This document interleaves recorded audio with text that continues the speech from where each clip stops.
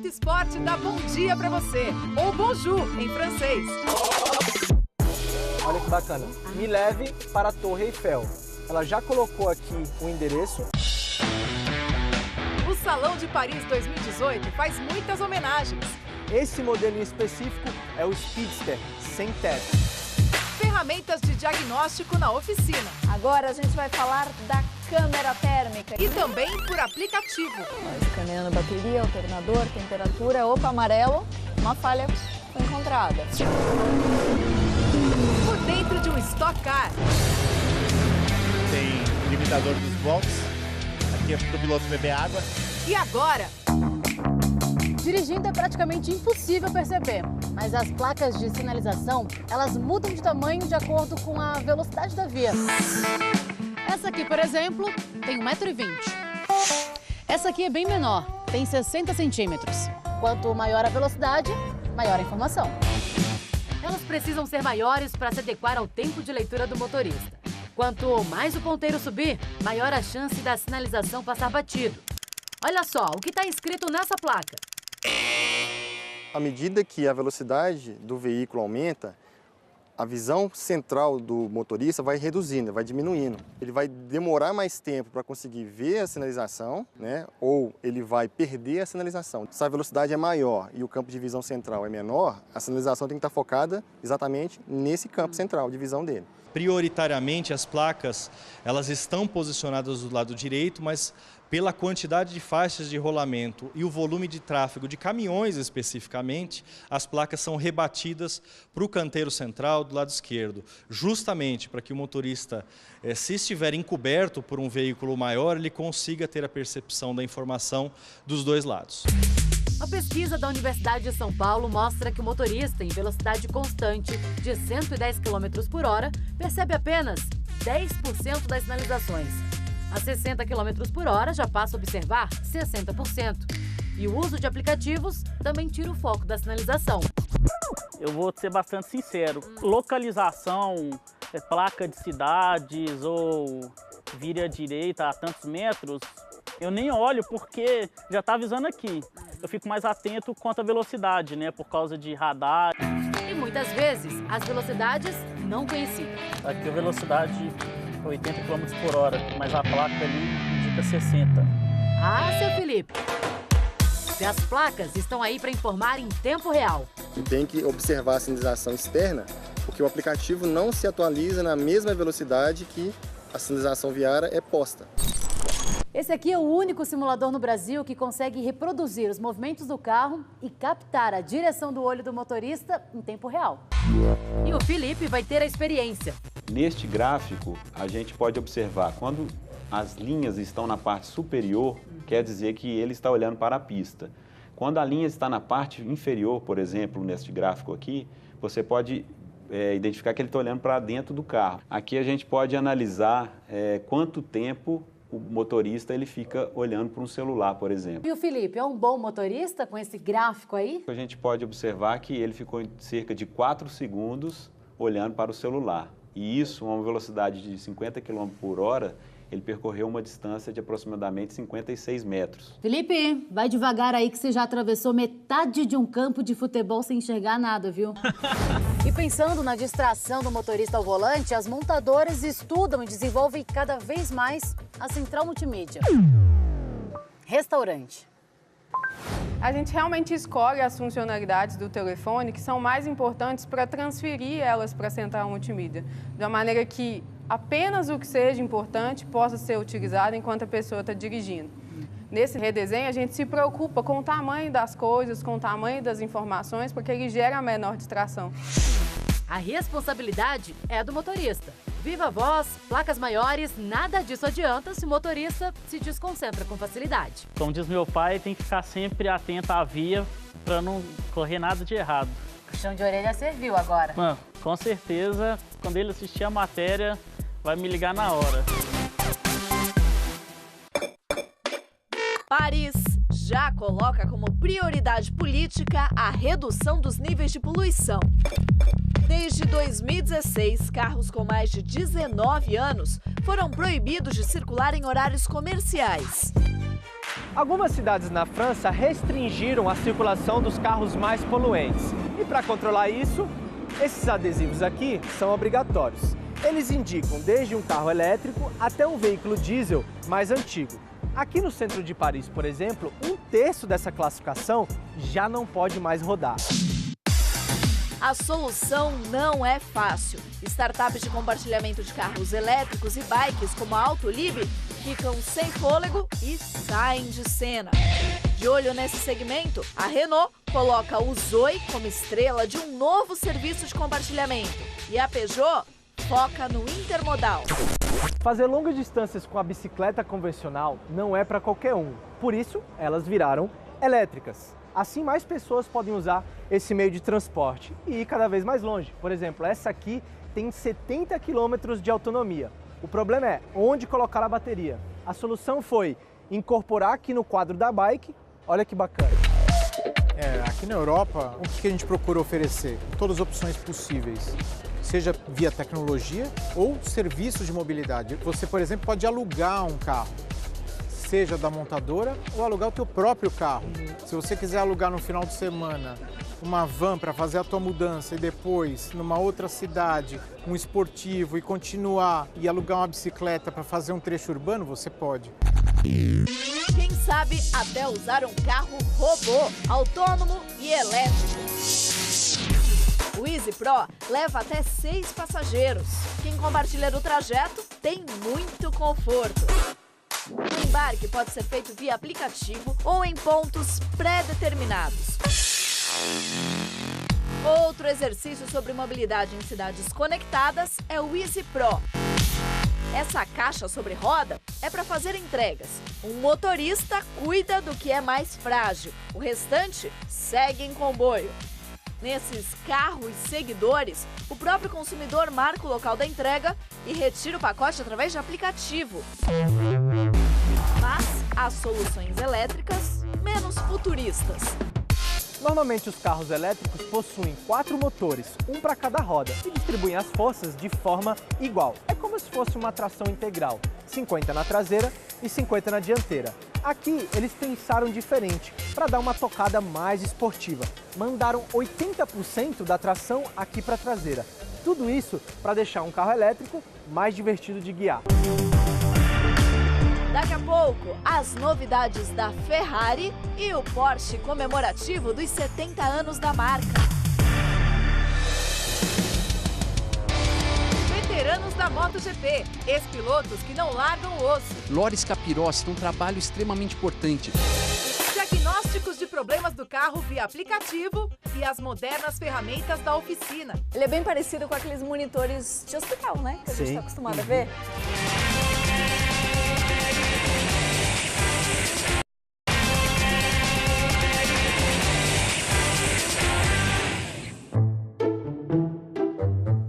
Novas tecnologias têm ajudado a encontrar problemas no carro e de um jeito bem mais rápido. Fumaça para achar vazamento no motor, osciloscópio, câmera térmica e até um scanner para os motoristas. São várias as novas ferramentas. Dá mais segurança. Antigamente ficava uma semana, hoje ficam 2 dias. É muito mais rápido, né? De 1970 para 2020, olha só o tempo médio para um reparo. A projeção é feita em cima de novas tecnologias. A máquina de fumaça. Tá vazando óleo, mas por onde? O dono do carro não tem a menor ideia. Na garagem não deixa pingo nenhum de óleo. A máquina entra onde fica a vareta de óleo. Com a pressurização da fumaça no motor, vem o diagnóstico. Alguma dúvida de que tá aqui o vazamento? Na tampa de válvulas do motor é que temos essa má vedação. E aí tem que fazer o quê? Remover toda a tampa, a troca da junta, aperto com o torque correto e caso solucionado. Eu nunca ia descobrir. Se você for no mecânico e perguntar sem esse diagnóstico que tem aqui, podia falar várias coisas, junta, cabeçote. Agora já com esse sistema, ele dá o orçamento de imediato. O equipamento requer um investimento de cerca de R$5.000. Mas é um investimento que vale a pena para o diagnóstico assertivo no veículo. O que tem aqui dentro dessa máquina de fumaça são componentes específicos que não prejudicam o motor. Exatamente, não agride nenhum óleo do motor. Agora a gente vai falar da câmera térmica. Pode identificar um mau contato na bateria. A questão é como achar ele rápido. Sim. Aquele ponto vermelho sumiu, ó. Esfriou geral a bateria. E olha só o diagnóstico no sistema de freio. As bolinhas vermelhas são os pontos quentes. No disco dianteiro, bateu mais de 170 graus. É um superaquecimento. A causa pode ser o desgaste no traseiro, sobrecarregando o freio dianteiro. Pode provocar travamento nas rodas dianteiras, pode provocar um desgaste excessivo e, de repente, em situação crítica, até ferver, borbulhar o fluido de freio. O scanner é o mais conhecido, monitora a injeção eletrônica. Ele só diz, como esse carro, defeito generalizado de ignição. Tá. Então a gente sabe que a gente tem um problema na ignição, mas não sabe onde. Aí entra em ação o osciloscópio. Ele é bem parecido com aqueles monitores de hospital, né? Que a gente está acostumado a ver. Um eletrocardiograma, por exemplo. Ele também vê sinais, identifica a saúde do carro. Exatamente. Então, medindo a pressão do paciente aqui, a gente consegue observar aqui um sinal do funcionamento da bobina de ignição. Então, observe esse espaço aqui. Eu tenho o mesmo espaço na outra bobina, o mesmo na outra. Olha, observa agora o quarto cilindro. Uau, diferente. Todo distorcido.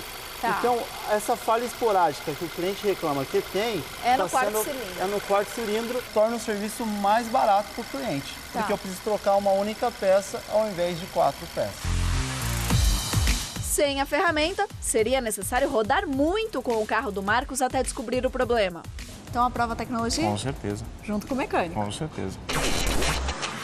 E para quem quer ficar bem informado, já é possível ter um diagnóstico via aplicativo. O equipamento pode diagnosticar até 10.000 falhas diferentes. Bacana, porque ali o painel ele não vai te dar 10.000 luzinhas para acender, né? Ele é muito mais específico, esse dispositivo. Exato, ele vai ser acionado no background do celular assim que o carro é ligado. Ou você pode proativamente ir lá e clicar no botão do scanner para escanear. A maioria dos carros tem uma entrada OBD2, que pode vir em vários cantos, mas geralmente aqui embaixo do painel. Elas servem para os mecânicos escanearem o carro lá na oficina e diagnosticarem o problema. Essa mesma entrada serve para a gente ter um scanner próprio agora. Imagina que legal? Ó, escaneando bateria, alternador, temperatura. Opa, amarelo, uma falha foi encontrada. Ótimo. Exatamente na bateria. Como a luz é amarela, você tem que procurar em breve, mas não tem essa urgência de sair correndo para a oficina. Então você pode procurar com calma. Posso procurar com calma. O aplicativo tem também outros serviços. É gratuito, mas para ter o scanner é preciso investir neste dispositivo. É uma ajuda a mais. E lembre, nada substitui a opinião do especialista. Se ele estiver bem equipado, melhor ainda.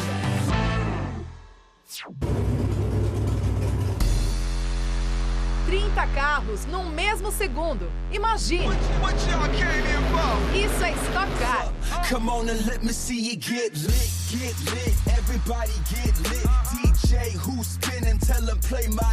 São 40 anos de muita disputa. As corridas dos Opala, dos Ômegas, né? Um carro que era de rua e os pilotos como o Ingo, né? O Paulão, o Chico, olhava e ficava assim, visando para que um dia para sentar ali, né, e correr. E hoje tô aqui na Stock Car já há 10 anos já. Comecei na Stock Car em 79, que eram os Opalas, os carros do jeito que a gente pegava na concessionária. Motor 6 cilindros, era um motor forte, a gente preparava um pouco, mas era totalmente original, câmbio original, suspensão original, pneus radiais, tinha que muitas vezes compensar todas as deficiências do equipamento no talento da pilotagem. Hoje, os pilotos usam as bolhas sobre as carrocerias. O câmbio é um câmbio de competição, o motor também é um motor preparado. Então, disco de freio, pastilha, roda, é tudo coisas que você não encontra no carro do dia a dia, carro de rua. São feitos para competição, por isso ser artesanal. O que é importante num carro de corrida é ser leve. Essa carenagem que você vê aqui é toda de fibra, os carros são todos iguais. O Stock Car é feito tubular, é Santo Antônio que tem dentro, né? E essa carenagem que cobre o Santo Antônio. Então o que segura mesmo numa questão de impacto é o Santo Antônio, não a carenagem que está aqui.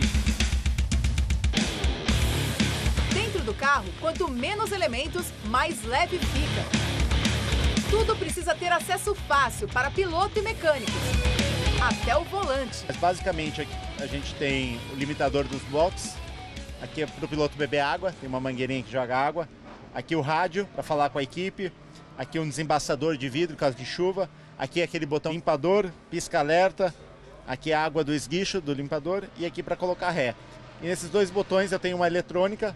Eu consigo nesses números aqui saber o tempo de volta, temperatura de água, temperatura de óleo, giro do motor, que marcha que eu tô.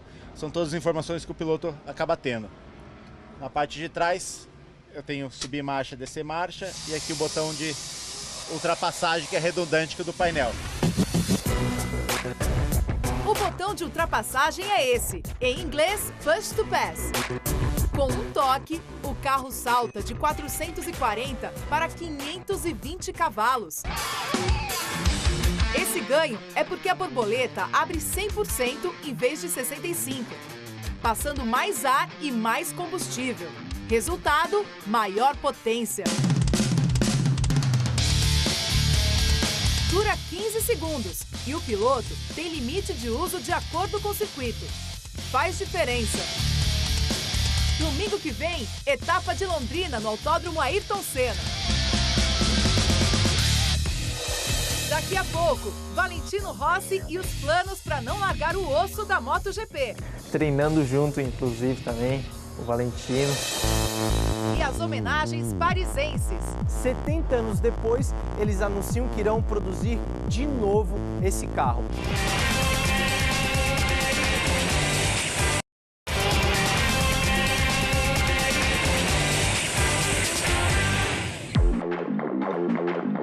Muitos pilotos, quando se aposentam da MotoGP, não conseguem largar o cenário do Mundial de Motovelocidade. Cito Pons largou as pistas para se tornar dono de equipe. Já teve time na MotoGP e hoje tem na Moto2. O ex-campeão Alex Crivellet se tornou repórter. Loris Capirossi tem um trabalho extremamente importante. Ele é o intermédio entre os pilotos e a organização. Tudo que ele pensa é a parte de segurança da pista. E o Sete Gibernal se tornou conselheiro pessoal de Dani Pedrosa. Sete diz que tem boa amizade com Dani, que o objetivo é trabalhar a atitude mental do piloto tanto dentro das pistas quanto fora, agora que vai se retirar da competição. E aproveita para mandar um recado. O Brasil, tá? Sete Gibernal, um abraço muito forte. Anche Alex Barros, número 1 do Brasil. Grande meu amigo. Tchau. Por falar em Alexandre Barros, o brasileiro foi um dos integrantes da equipe de Cito Pons. Piloto entre 1980 e 1991 e depois dono de um time na MotoGP. Cito explica que gosta dessa vida, por isso criou o próprio time. Ele conta que deixou a categoria principal em 2005 e está satisfeito com a Moto2. Sonha em voltar à MotoGP, mas não é o momento certo. Com equipe na Moto2 e também na Moto3, Valentino Rossi deixa claro onde vai estar quando pendurar o macacão. O italiano é dono da VR46 e uma academia de onde saíram o ítalo-brasileiro Franco Morbidelli e recentemente Tom Kawakami. Tivemos 5 pilotos do mundo inteiro, que foram 2 brasileiros, mais 2 americanos e um tailandês. Treinamos juntos com todos os pilotos, desde a academia até no jantar que ele estava junto.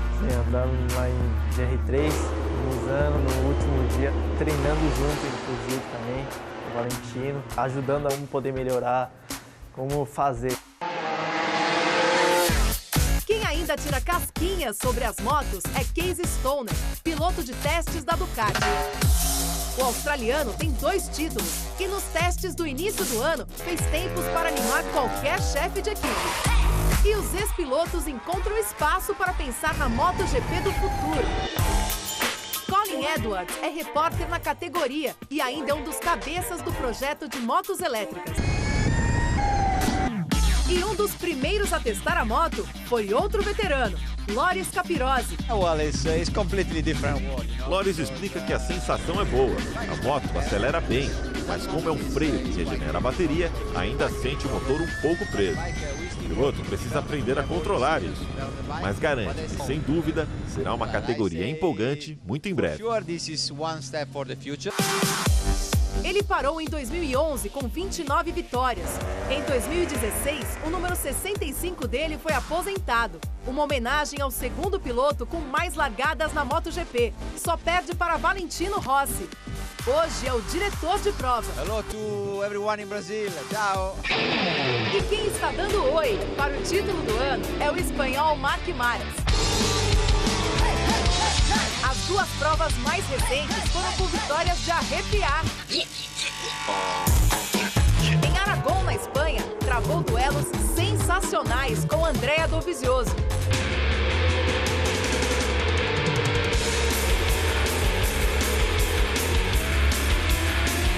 A 3 voltas do fim, tomou a ponta para ganhar a bandeirada. Na Tailândia, a emoção foi maior ainda. O espanhol levou 3x do italiano. O X, que é essa manobra de retomada de posição. Só que na última volta, foi Marques quem mandou um X no adversário. Ele está muito perto de conquistar o 5º título da categoria. E pode ser na próxima, no Japão. EV. Essa é a abreviatura em inglês para veículo elétrico. Até 2020, todas querem ter um portfólio competitivo com modelos sem emissões de poluentes.